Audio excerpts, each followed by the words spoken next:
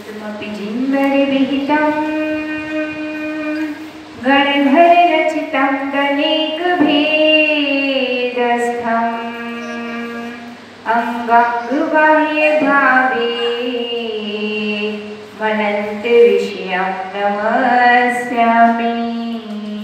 नमो वृषभसेनादि गौतमान्ते गणेशिने मूलोत्तर गुणाढ्याये सर्वस्मै मुने नमः। सर्वस्मै मुने नमः। सर्वस्मै मुने नमः। लक्ष्मीनिवासनिलयं विलीन विलयं निधाय हृदि वीरम् आत्मानुशासनमहं वक्ष्ये मोक्षाय भव्यानां।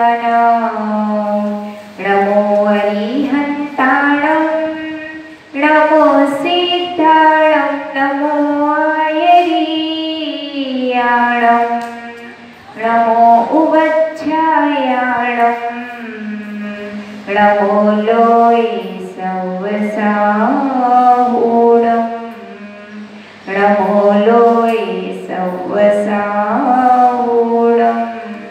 जी बोलिए अनंतानंद ब्रह्म सिद्ध भगवान की, देवाधिदेव खजराची आदिनाथ भगवान की, एक खजराची चिंतामणि पारसनाथ भगवान की, परम पूज्य सर्वतरा सत्यवाचार्य गुरुवर विराट सागर जी महाराज की, परम पूज्य आचार्य श्री 180 विभव सागर जी महाराज की, परम पूज्य मुनि श्री 180 अध्ययन सागर जी महाराज की, द्वादशांगी जिनवानी माता की, अहिंसा मई जैन धर्म की, परम पूज्य दीक्षा माता जी की। यह आत्मानुशासन ग्रंथ है जो कि आचार्य गुरुभद्र स्वामी के द्वारा रचा गया है। अभी तक हम 10वीं गाथा पर पहुंच गए हैं और इस गाथा के माध्यम से आचार्य भगवान ने इसका स्वरूप बतलाया है, सम्यक दर्शन का स्वरूप बतलाया है और कहा है श्रद्धानम द्विधम तदा दशविधम मौढ़ात्यपोढ़ं सदा संवेगादि विवर्धितं भवहरं प्रज्ञानशुद्धिप्रदम्। तो सम्यक दर्शन किसे कहते हैं? जो 9 पदार्थ और 7 तत्वों पर श्रद्धा किया जाता है सच्चा, वह क्या कहलाता है? सम्यक दर्शन। और वह सम्यक दर्शन 25 मल दोषों से रहित होता है। 25 मल दोषों में से 8 तो क्या होते हैं?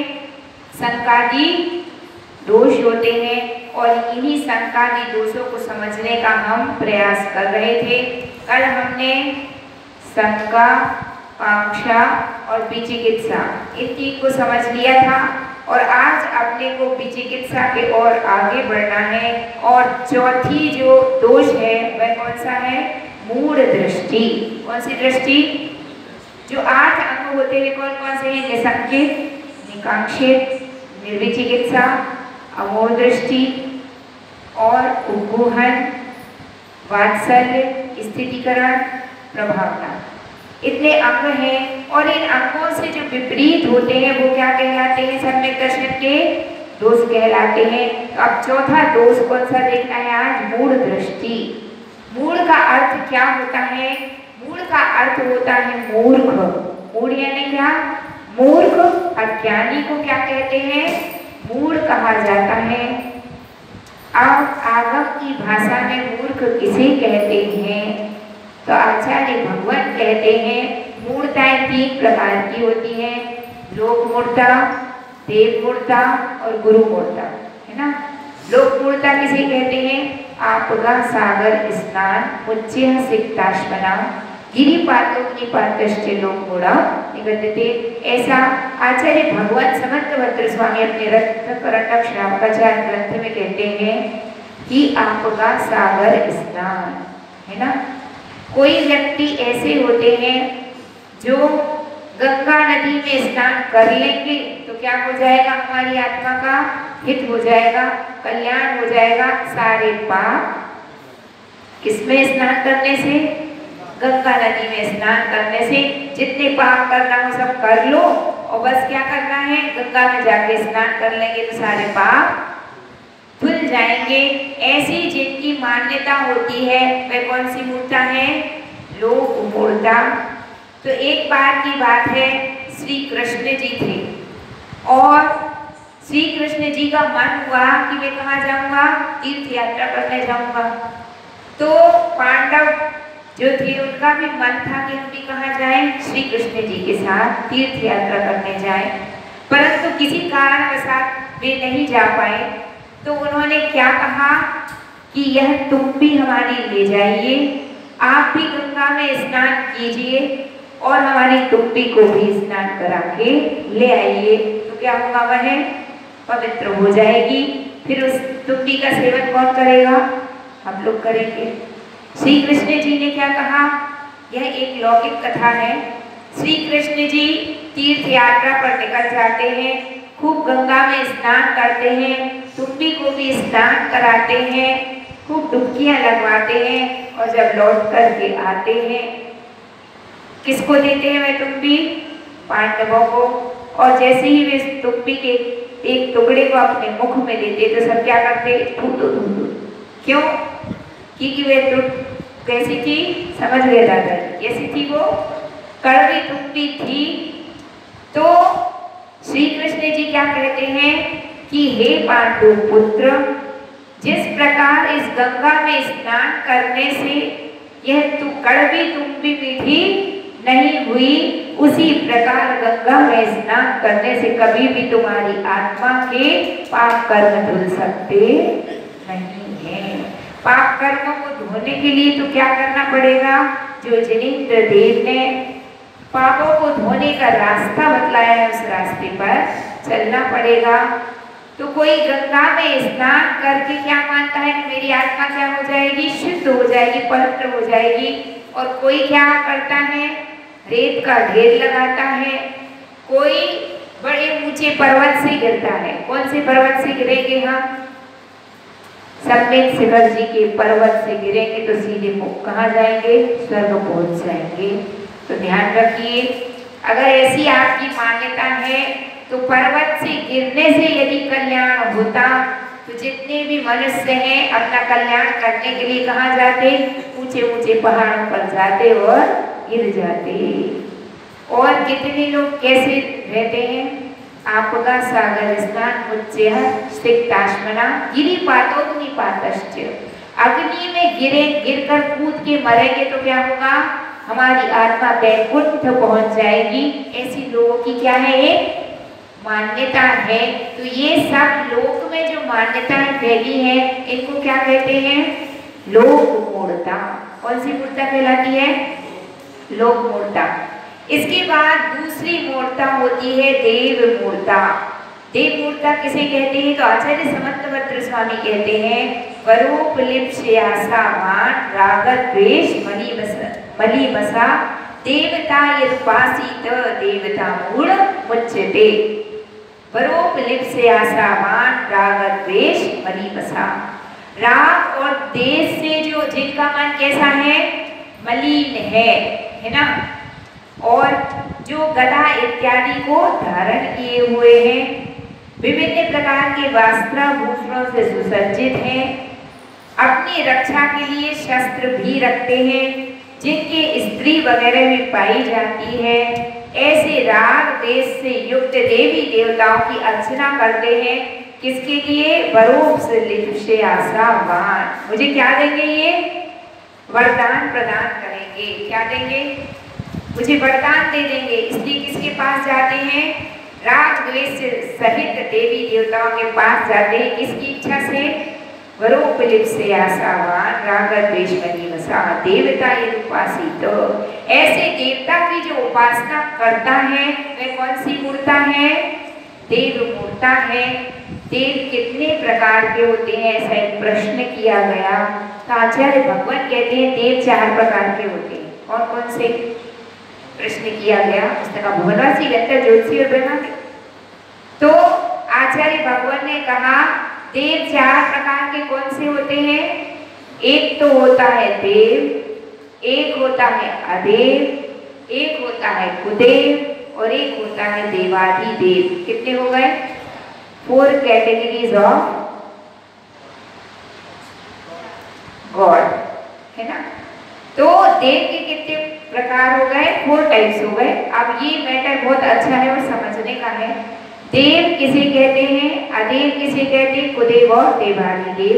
तो देव तो किसे कहते हैं? जो देव गति के देव हैं उनको क्या कहते हैं? देव कहते हैं। देव गति के देव कितने टाइप्स के होते हैं? 4 टाइप के, भवनवासी, व्यंतर, ज्योतिषी और वैमानिक। ये क्या कहलाते हैं? देव। उसके बाद सेकंड कैटेगरी आती है अदेव, है ना। क्या आती है?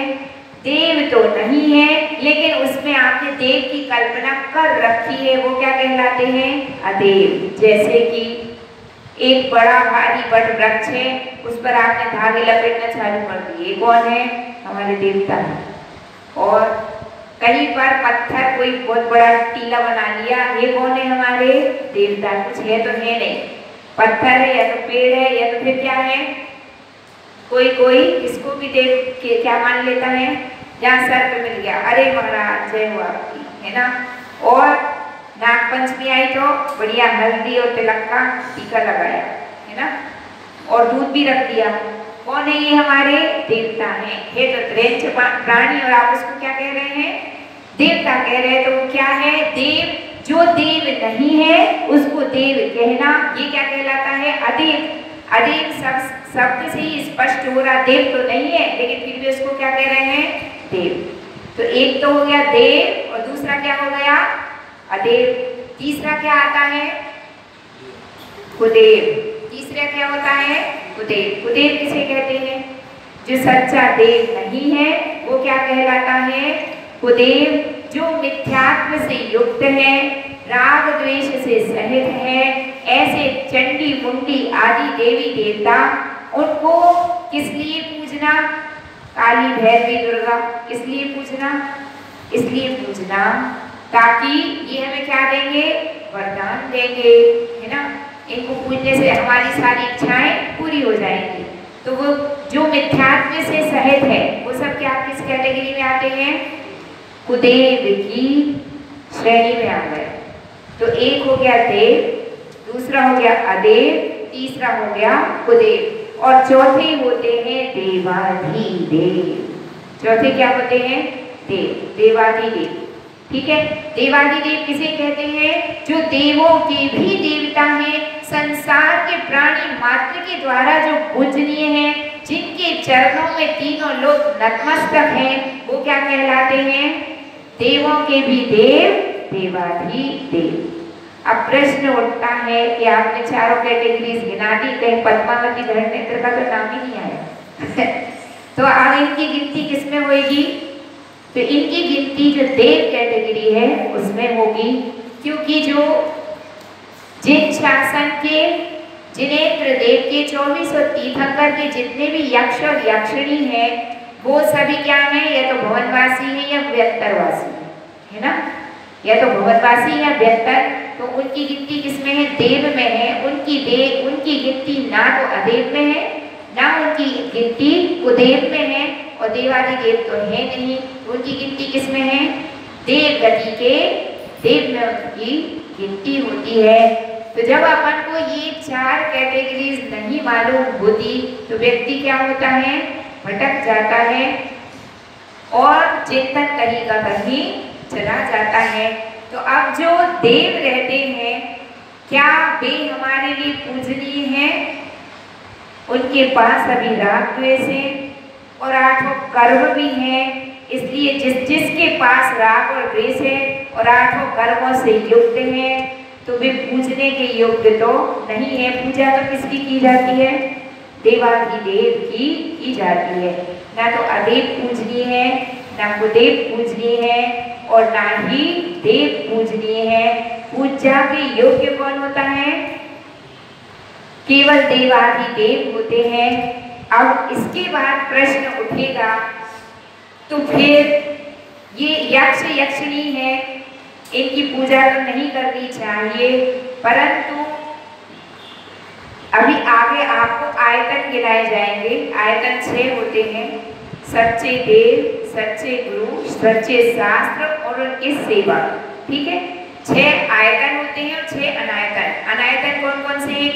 कुगुरु, कुदेव और कुशास्त्र और उनके सेवक। और आयतन 6 कौन से होते हैं? कौन से आयतन होते हैं? सच्चे देव, सच्चे गुरु, सच्चे शास्त्र और उनके सेवक। समझ में आ रहा? जब 6 आयतन होते हैं तो जो भगवान के यक्ष यक्षिणी उनकी गिनती किसमें है? अनायतन में है कि आयतन में है? उनकी गिनती आयतन में है। क्यों गिनती है आयतन में उनकी? क्योंकि वे सच्चे देव, सच्चे गुरु और सच्चे शास्त्र के क्या है? सेवक हैं। तो आयतन जो रहता है, आपके पास आपका साधर्मी आएगा तो आप उसके साथ कैसा व्यवहार करेंगे? उसकी भगवान की तरह पूजा तो नहीं करेंगे अष्ट द्रव्य से, तो फिर क्या करेंगे? यथा योग्य सम्मान करेंगे। यदि दामाद आएगा तो क्या करेंगे? पांव पखारेंगे, श्रीफल भेंट करेंगे, है ना, लोक व्यवहार में। तो उसी प्रकार जो बड़े बड़े अनुष्ठान इत्यादि होते हैं, उसमें जितने भी भगवान के यक्ष यक्षिणी है ना, और भी जो देवी देवता होते हैं, उन सबका आह्वान किया जाता है। इसलिए क्योंकि आप हमारे साधर्मी है और आयतन है, अनायतन नहीं है। आयतन है कि अनायतन? आयतन है। तो उनका क्या किया जाता है? आह्वान किया जाता है। जैसे आप मान लीजिए कि बहुत बड़ा पंच कल्याण करा रहे हैं और यदि किसी प्रदेश के अच्छे कलेक्टर से आपकी पहचान है, तो आप उस कलेक्टर से क्या करते हैं? कांटेक्ट बनाते हैं कि भैया हमारे लिए पानी की सुविधा चाहिए पड़ेगी, ये चाहिए पड़ेगी, हमारे इतने सारे बहुत सारे भक्तगण आएंगे, तो प्रशासन को कुछ ना कुछ सहयोग करना पड़ेगा। तो आप क्या करते फिर उनको? क्या करते? उस कलेक्टर से, एसडीओ से और भी जो ऊंची पोस्ट पे लोग रहते हैं, उनसे आप कांटेक्ट बनाते कि नहीं? इसलिए बनाते आकर के आप हमारी कुछ हेल्प करिए, क्योंकि आपके पास कुछ पावर है। ठीक है। और मान लीजिए कि हम साधर्मियों में किसी के पास कोई विशेष मंत्र तंत्र विद्या हो, तो हम उस पंडित को बुलाते कि नहीं, प्रतिष्ठाचार्य को, कि भैया आप आइए तो हमारा कार्य क्या हो जाएगा? निर्विघ्न संपन्न। एक छोटे से कार्य को भी निर्विघ्न बनाने के लिए एक नौकर से लेकर जो उस पोस्ट पे सबसे हायर व्यक्ति है, उससे लेकर लोअर तक सबकी हेल्प लेना पड़ती है, तब वो आपका कार्य क्या होता है? सफलता को प्राप्त होता है। तो उसी प्रकार जो देव गति के देवतागण होते हैं, अपन क्या करते हैं? उनको बुलाते हैं कि आप भी आइए हमारे कार्यक्रम में और हमारे कार्यक्रम को क्या बनाइए? निर्विघ्न बनाइए। तो वे क्या हो गए? सम्यक। देखिए, भगवान के जितने यक्ष यक्षिणी होते हैं वो नियम से सम्यक दृष्टि ही होते। क्या होते हैं? सम्यक दृष्टि ही होते हैं। तो जो सम्यक दृष्टि होता है उसकी गिनती ना तो कुदेव में आ सकती है ना अदेव में, है ना, क्योंकि कुदेव में दृष्टि मिथ्या दृष्टि देव की आती है और यक्ष यक्षिणी तो नियम से क्या होते हैं? क्या होते? सम्यक दृष्टि ही होते हैं। उनकी गिनती आयतन में है, तो उनका यथा योग्य सम्मान तो किया जाता है, आह्वान किया जाता है, परंतु भगवान मान करके उनकी पूजा नहीं की जाती। और किसी लोभ लालच में पड़ करके, सही नहीं बोल रहे हैं, सही किसी लोभ लालच में पड़ करके यदि व्यक्ति पूजा करे कि हमें ये धन दे देंगे, हमारा काम सुधार देंगे, तो ध्यान रखिए, जिसके पास स्वयं के पास 8 कर्म है, स्वयं संसार में परिभ्रमण कर रहा है, वह आपके लिए सुख कैसे दे सकता है? अगर वह इतना सामर्थ्यवान होता तो वह स्वयं ही सुखी हो जाता, है ना। लेकिन वे भी किसमें है? कर्मों की पराधीनता में है। जिस दिन उनकी आयु पूर्ण हो जाएगी तो यक्ष क्या हमेशा ही अच्छा रहेगा? नहीं, वो मर करके मनुष्य बन जाएगा। किसकी पराधीनता में है? वो भी कर्मों की पराधीनता में है। जो स्वयं परतंत्र है वो आपको स्वतंत्र नहीं बना सकता। तो यदि हम स्वतंत्रता चाहते हैं, कर्मों के बंधन से मुक्ति चाहते हैं, तो उसकी शरण में जाना पड़ेगा जो स्वयं कर्मों से मुक्त हो चुका है। ये बात आपको समझ में आई कि नहीं आई? है ना? तो जो देव मूर्ता है वह क्या कहलाती है? मुझे वर की प्राप्ति हो जाए, मेरी आशाएं मेरी इच्छाएं पूर्ति हो जाए, इसके लिए राग द्वेष से मनी देवता के पास जाकर व्यक्ति क्या करता? मन्नतें मांगता है ना? वह पूरा आपका भ्रम है, आपको कोई कुछ देने में समर्थ नहीं है। जब तक तुम्हारे पुण्य कर्म का उदय नहीं चल रहा है, कोई चाहेगा भी तो वो आपकी कोई हेल्प कर पाएगा? कर पाएगा कि नहीं कर पाएगा? नहीं कर पाएगा। और यदि आपके पाप कर्म का उदय चल रहा है, कोई आपकी मदद नहीं करेगा। पुण्य कर्म की उदय चल रहा है तो कोई भी व्यक्ति आकर के आपकी मदद कर देगा। तो मदद किसने की? आपकी सत्ता में पड़े हुए आपके पुण्य ने ही आपकी मदद की। कोई देवी देवता किसी को कोई वरदान प्रदान करने में समर्थ नहीं होते हैं। और जब अपनी ऐसी मान्यता रहती है कि इसके पास जाऊंगा तो ऐसा हो जाएगा, उसके पास जाऊंगा तो ऐसा हो जाएगा, इसी का नाम क्या है? मूढ़ता कहलाती है। बात समझ में आ गई? इसका नाम क्या है? आपको कोई प्रश्न है आपके दिमाग में? इसका नाम क्या कहलाता है? मूर्ता कहलाती है। तो देव मूर्ता हो गई, और कौन सी मूर्ता हो गई? देव मूर्ता, लोक मूर्ता, और अब कौन सी मूर्ता आएगी? गुरु मूर्ता। कौन सी मूर्ता? गुरु मूर्ता किसे कहते हैं? सग्रंथारंभ हिंसा नाम संसारावर्तवर्ती नाम पाखंडी नाम पुरस्कार पाखंडी मोहनम, है ना? सग्रंथारंभ हिंसा नाम, जो किससे सहित हैं? सग्रंथारंभ यानी बहुत सारे परिग्रह से सहित हैं, आरंभ से सहित हैं, परिग्रह से सहित हैं, और सग्रंथारंभ हिंसा नाम संसारावर्तवर्ती नाम, हिंसादि पापों से युक्त है ना? ऐसे गुरु कौन होते हैं? कारों में घूम रहे हैं, जिनके बड़े बड़े मठ हैं, है ना? और जिनके किसी भी अवक्ष्य पदार्थों का त्याग भी नहीं है ना? तापसी इत्यादि जो है वो सब क्या कहलाते हैं? मिथ्या गुरु, है ना? वो क्या कहलाते हैं? मिथ्या गुरु। और जो निर्ग्रंथ अवस्था को धारण किए हुए हैं, ठीक है, वे सब क्या कहलाते हैं? सच्चे गुरु। तो जो मिथ्या गुरु हैं उनको क्या मान लेना? इनके पास जाएंगे तो हम समुद्र से तिर जाएंगे। अब जो स्वयं हिंसा से युक्त है, अवक्ष्यों का जिसका त्याग नहीं है, मोटर गाड़ी में घूम रहा है, तो क्या आपको संसार से तिरा सकता है? नहीं तिरा सकता, ठीक है? तो यदि उनको हम सच्चा गुरु मानेंगे तो वो क्या कहलाएगी? क्या कहलाएगी? गुरु मूढ़ता। क्या कहलाएगी वो? अब कितने लोगों का कहना ऐसा है कि माता जी निर्ग्रंथ गुरुओं के पास भी कुछ ना कुछ तो परिग्रह होता है। तो ध्यान रखिए, ये कौन सा युग है? कलिकाल है।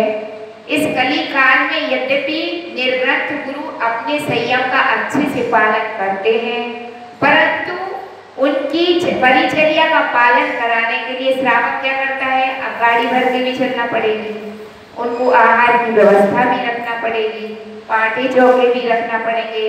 तो कुछ लोगों की जिनकी दृष्टि सही नहीं होती, जिनका चिंतन सही नहीं होता, वह उसको क्या कहते हैं? अरे देख लो, ये तो कितने परिग्रह से युक्त हैं। परिग्रह नहीं है वो, क्या है वो? श्रावक के द्वारा रखी जाने वाली व्यवस्था है। आज का समय ऐसा नहीं है कि हम निर्ग्रंथ दीक्षा लें, वृक्ष के नीचे जाके बैठ जाएं, जब आहार की इच्छा हो तो बाहर निकल के आ जाएं। यदि ऐसी चर्या पालेंगे तो कितने दिन पल जाएगी? 4 से 8 दिन में ही शेर खा जाएगा, है ना? अथवा और भी कोई उपद्रव उत्सर्ग होगा, संयम की विराधना हो जाएगी, अथवा प्राणों का वियोग हो जाएगा। मोक्ष मार्ग आगे बढ़ ही नहीं पाएगा, क्योंकि अभी इतनी सहन शक्ति नहीं है। इसी कारण इस पंचम काल में साधुओं को धर्मशालाओं में, जिनालयों में रहने की आज्ञा है। किसकी? तीर्थंकरों की आज्ञा है। कहाँ रहने की? जिनालयों में, अथवा धर्मशाला इत्यादि में उनके अनुकूल श्रावक व्यवस्था बनाते हैं और वे अपनी परिचर्या का पालन करते हैं। यद्यपि उनकी भावना तो क्या रहती है कि भगवान मैं एक तिनका भी अपने साथ ना रखूं, परंतु श्रावक को उनकी व्यवस्था के लिए सब सामग्री जुटाना ही पड़ती है। तो वह द्रव्य क्षेत्र काल भाव के अनुसार रखी जाने वाली क्या है, एक प्रकार की व्यवस्था है। वह उस निर्ग्रंथ संत का कोई परिग्रह नहीं कहलाता। तो उनको कुगुरु की श्रेणी में नहीं गिना जाएगा। कुगुरु की श्रेणी में तो कौन आएगा, जो जिनेंद्र प्रणीत मोक्ष मार्ग पर नहीं चल रहा है ना, किसी अन्य कुमार्ग का पथगामी है और जिन धर्म से बिल्कुल विरुद्ध ही प्रवृत्ति कर रहा है। जबकि जो निर्ग्रंथ है वे तो महाव्रतों का पालन कर रहे हैं, अपनी समितियों का पालन कर रहे हैं, जो मोक्ष मार्ग जिनेंद्र देव ने बतलाया उसी पर चल रहे हैं। तो जिनेंद्र देव के बतलाए हुए मोक्ष मार्ग के जो विरुद्ध चलता है वह क्या कहलाता है, मिथ्या गुरु। ठीक है, तो उनके प्रति जो आपके हृदय में श्रद्धा बनी हुई है वह क्या कहलाती है, गुरु मूर्ता। तो मूर्ता कितने प्रकार की होती है, 3 प्रकार की होती है, देव मूर्ता, लोक मूर्ता और गुरु मूर्ता। ठीक है, तो क्या चल रहा था अपना अमूढ़ दृष्टि अंग।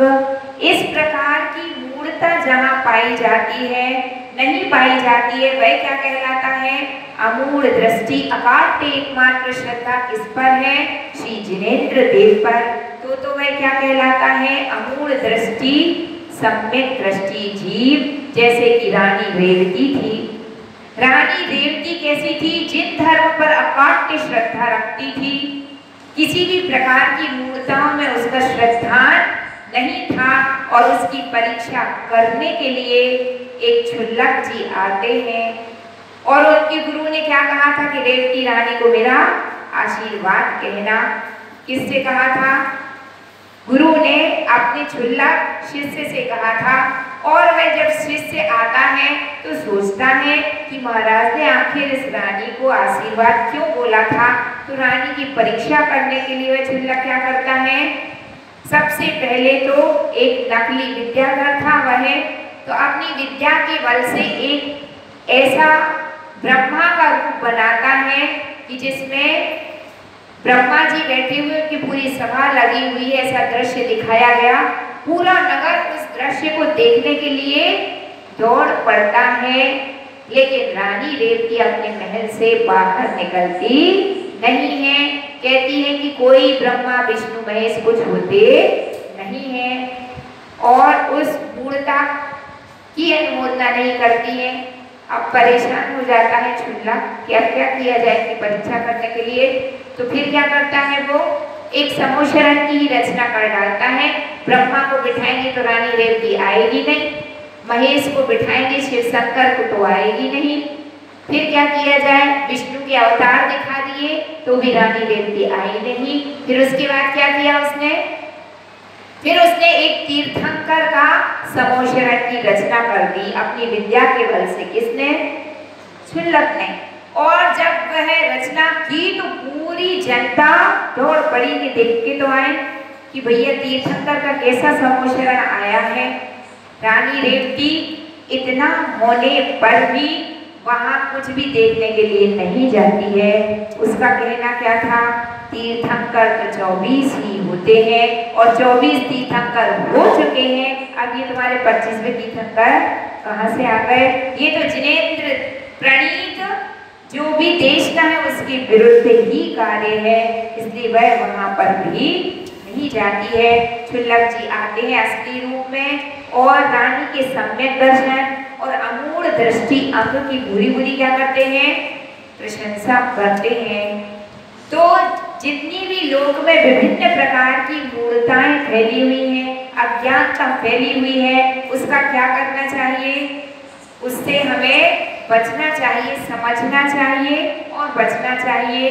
अगर अपन उससे बचते हैं तो हम एक दिन सम्यक दृष्टि बन सकते हैं और यदि हम उन मूर्ताओं में ही फंसे रहेंगे तो इस जीव को सम्यक दर्शन की प्राप्ति होना क्या है, दुर्लभ है तो शंका, कांक्षा, विचिकित्सा, मूढ़ दृष्टि, कितने अंग हो गए?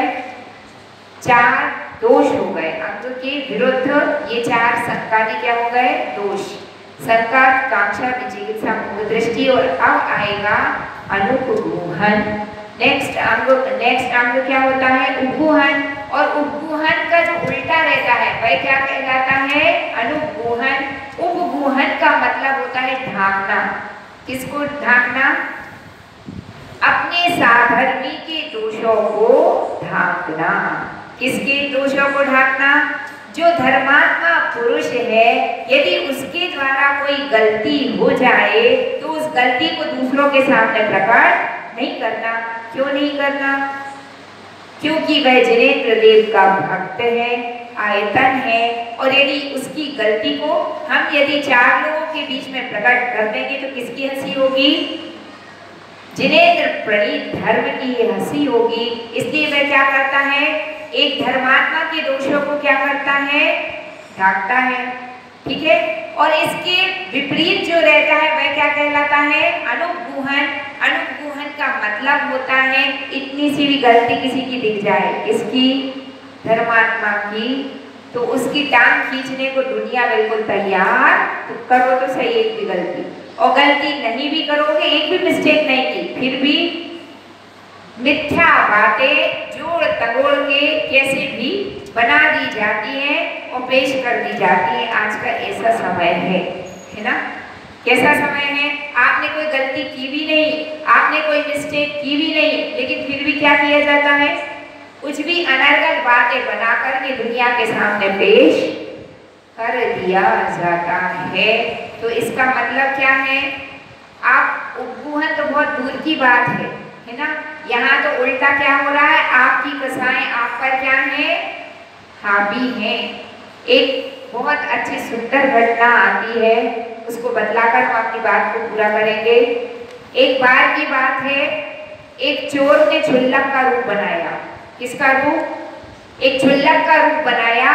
उसकी दृष्टि किस पर थी? मंदिर जी में जो चांदी का क्या लगा हुआ है? छत्र में, जिसको ही चुराऊं, है ना? अब चुराऊं कैसे? मंदिर में घुसूं तो पकड़ा जाऊंगा, तो क्या बन जाता हूं मैं? क्षुल्लक बन जाता हूं। क्षुल्लक का वेश बनाया, और एक दिन उसने जैसे ही ताक लगी तो धीरे से वह छत्र उतार लिया और झोले में रख करके ले जाने लगा। तो सिपाहियों ने देख लिया और क्या बोला? चोर चोर चोर, पकड़ो पकड़ो पकड़ो। और पीछा करते करते कहाँ पहुंच गए? क्षुल्लक जी आगे आगे, सिपाही पीछे पीछे, और कहाँ पहुंचे? जहाँ पर जिनेंद्र भक्त सेठ विराजमान थे। और सेठ जी के पास पहुंचे तो सेठ जी ने सबसे पहले तो किसको फटकारा?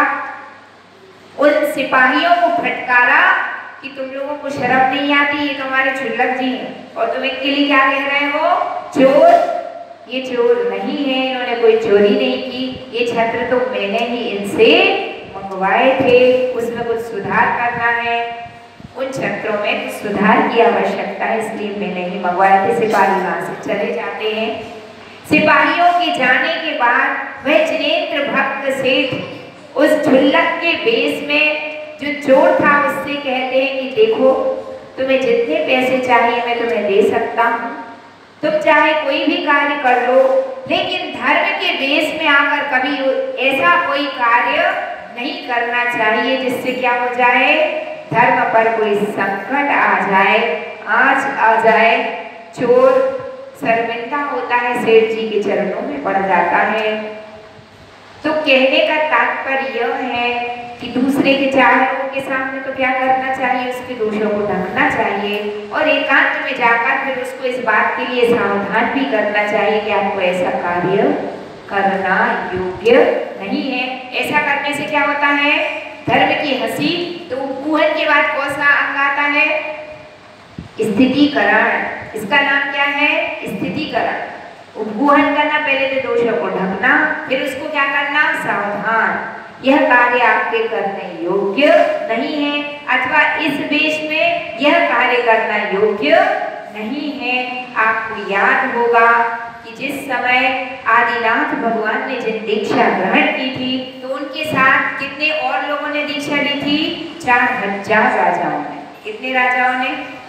और उन 4000 राजाओं को मोक्ष मार्ग पर कैसे चला जाता है, परिचर्या का पालन कैसे किया जाता है, कुछ भी ज्ञान नहीं था। तो आदिनाथ भगवान तो दीक्षा लेते ही 6 महीने के ध्यान पर बैठ जाते हैं। अब उनको कौन बताया कि आहार कैसे किए जाते हैं, कोई सी क्रिया कैसे की जाती है। तो क्षुधा सहन ना होने के कारण वे क्या करने लगते हैं? निर्घंट वेश में ही पेड़ों से फल तोड़ तोड़ कर खाने लगते हैं। तो आकाशवाणी होती है। क्या होती है आकाशवाणी? कि ठहर जाओ, इस वेश में यह कार्य करना योग्य नहीं है। और फिर वो क्या करते हैं? उस वेश को त्याग कर बलकल इत्यादि कोपीन आदि पहनते हैं और फिर फल इत्यादि खा करके अपनी जीविका चलाते हैं, क्योंकि उनको मोक्ष मार्ग का कुछ ज्ञान नहीं था। तो कहने का तात्पर्य यह है कि किसी के दोषों को, अब ये तो धर्मात्मा की बात हुई। दूसरी बात अब हम यह कहेंगे कि जो सम्यक दृष्टि जीव होता है वो अपने साधर्मी के दोषों को भी कभी कहता नहीं है। और आप क्या करते? इधर देखो सब हमारी तरफ, पानी देखना है ना। बहुत इंपॉर्टेंट बात है समझने की। वह क्या करता है? आपके पड़ोसी से कोई गलती हो गई, क्या नाम आपका? सुनीता है ना। बाजू में कौन बैठी? मौसी। तो तुम क्या करोगी? बोलो। है कि 4 औरतों के बीच में मौसी की आलोचना करोगे? है ये तो ऊपर की बात है, हमारे सामने नहीं। असलियत क्या है? अपनी अपनी असलियत ध्यान रखना। सुनो, बहुत एक ध्यान से सुनने की बात है ना। बहुत लाइटली लेने की बात नहीं है। अगर आपने इस बात को अच्छे से सुन लिया और अपने जीवन में उतार लिया तो दूसरे का भला नहीं होना है। किसका भला होना है? तुम्हारा खुद का। टीचर पढ़ा रहा हो, आप ध्यान से पढ़ेंगे, एग्जाम में लिख के आएंगे तो फायदा किसका है? किसका फायदा है? आपका ही फायदा है, हमारा फायदा थोड़ी। हमारा तो काम पढ़ाने का, टीचर का तो पढ़ा देगा। तो अपने को क्या करना? यदि किसी अपने साधर्मी से पड़ोसी की कोई गलती दिख गई, अरे वो तो ऐसा कर रहा था, ऐसा कर रहा था, किसने? मूसा ने जाके 4 औरतों के बीच में कह दिया तो उसने अच्छा काम किया कि बुरा? सुनीता के दोस्त कह दिए सबसे जाके, तो मूसा अच्छा काम किया कि बुरा? है बुरा। बहुत बढ़िया। कैसा काम किया अपन ने? अच्छा काम थोड़ी किया, बुरा किया। अच्छा होता कि यदि किसी से कोई मिस्टेक हो रही है तो उसी व्यक्ति से जाकर आप बोल दो कि भैया ऐसा काम करना योग्य नहीं है। लेकिन अन्य व्यक्ति से बोलना उचित है क्या? नहीं है। अन्य से जाकर कहोगे तो निंदा कहलाएगी और उसको धीरे से सावधान कर दोगे तो क्या होगा? उसकी मिस्टेक भी सुधर जाएगी, निंदा भी नहीं कहलाएगी। बात समझ में आ रहा है? तो जो सम्यक दृष्टि जीव होता है वो कैसा होता है? सम्यक दृष्टि जीव कैसे होता है? वह किसी के दोषों को ग्रुप बनाकर की निंदा नहीं करता। क्या करता है? बल्कि यदि किसी से कोई गलती हो रही तो धीरे से उसको क्या कर देता? सावधान। क्या कर देता है? बात समझ में आ रही कि नहीं? रविंद्र है है ना। तो यदि आप दूसरों के दोषों को कहेंगे, दिन और रात निंदा करने में लगे रहेंगे तो उसका फल क्या मिलेगा? आप इस जन्म में तो क्या, किसी भी भाव में आपको सम्यक दर्शन की प्राप्ति होना क्या हो जाएगी? दुर्लभ। अच्छा, एक क्वेश्चन है हमारा, सम्यक दृष्टि कितने जीव बनना चाहते हैं? हाथ ऊपर करना। 1 2 बस 3 4 5 6 7 8 सब बनना चाहते क्या? है ना। तो जो जो बनना चाहता है उसकी बहुत महत्वशाली बात उसके लिए है कि अगर आपने क्या किया, किसी के भी दोषों को, किसी को गिराने के लिए, है ना, उसके अंदर वो दोष हो या ना हो, लेकिन दूसरे से आपने उसके दोषों को प्रकट कर दिया, कह दिया, निंदा करी, तो परिणाम क्या निकलेगा? मिथ्यात्व का 70 कोड़ा कोड़ी का बंद हो जाएगा। चिंता की बात नहीं है। 70 कोड़ा कोड़ी को कंप्लीट होने में कितना टाइम लगेगा? अनेक भव लग जाए, असंख्यात भव लग जाएंगे तो आपको सम्यक दर्शन दूर दूर तक भी नहीं हो पाएगा। तो अभी आपने हाथ खड़ा किया कि हमको क्या चाहिए, क्या चाहिए, सम्यक दर्शन चाहिए कि नहीं चाहिए, चाहिए ना। तो फिर क्या करना है, उपगोहन करना है, अनुपगोहन नहीं करना है। यदि आप एक गुने बुरे हो, आप दूसरे को क्या कह रहे हैं, ये बुरा, ये बुरा, ये बुरा, तो 3 अंगुलियां कहाँ हैं। यदि सामने वाला 1 गुना बुरा है तो तुम कितने बुरे हो, उससे 3 गुने, ट्रिपल बुरे हो, है ना। और जब 3 गुने बुरे हो तो फिर दूसरे की निंदा करने का तुम्हारे को अधिकार है क्या, है नहीं है ना। और ध्यान रखना, संसार में रहता है इंसान तो गलती तो हर मनुष्य से ही हो जाती है, मुझसे भी हो जाती है, उससे भी हो जाती है। अगर वास्तविकता में आप सामने वाले का हित चाहते हैं तो क्या करना चाहिए, उसको सावधान करना चाहिए। क्या करना चाहिए, बोलो, उसको सावधान करना चाहिए। सावधान करने वाला तो क्या है, अपना हितैषी है, ठीक है। और दोषों को प्रकट करने वाला क्या है, अपनी आत्मा का बहुत बड़ा दुश्मन है, क्योंकि वो अपनी आत्मा को कहाँ पहुंचा रहा है, अनंत संसारी बना रहा है। यदि आप अपने मित्र बनना चाहते हैं, यदि आप अपनी आत्मा का हित चाहते हैं, तो फिर जिन कार्यों से आत्मा सम्यक दर्शन से दूर हो जाएगी, उन कार्यों से क्या रहना चाहिए, विरक्त रहना चाहिए, है ना। तो अपने जीवन में हमें क्या करना है, उस उपगोहन को लाने का प्रयत्न और प्रयास करना है। मैं दोष दूसरों के नहीं, किसके देखूंगा, अपने देखूंगा। मैं गुण अपने नहीं देखूंगा, किसके देखूंगा, दूसरों के देखूंगा। ऐसा नियम कितने लोग लेने के लिए तैयार है, देखिए जरा, पंडित जी तैयार, सबसे पहला है सब, है ना। रविंद्र भी तैयार है, भैया भी तैयार, और सुनील भैया, 4 जना तो तैयार हो गए। और कौन तैयार है, शुभम तुम तैयार नहीं हो, है ना। संजय भैया भी, मैं तैयार हूँ और हमारे मनीष भैया भी तैयार है। आपका क्या नाम, नीलेश जैन, नीलेश भी तैयार है ना। तो अगर आपने धर्म की इन इबारतों को अपने जीवन में उतार लिया, अथवा नहीं भी उतार पाया, उतारने की ओर अपने कदम बढ़ाए, कुछ पुरुषार्थ किया, तो क्या होगा, आपकी आत्मा अवश्य एक दिन भव समुद्र से पार हो जाएगी। लावा समझ में आ रही बात है। इसी भावना के साथ जय बोलिए चिंतामणि पारसनाथ भगवान की, द्वादशांगी जिनवाणी माता की, जिनवाणी की ज्ञान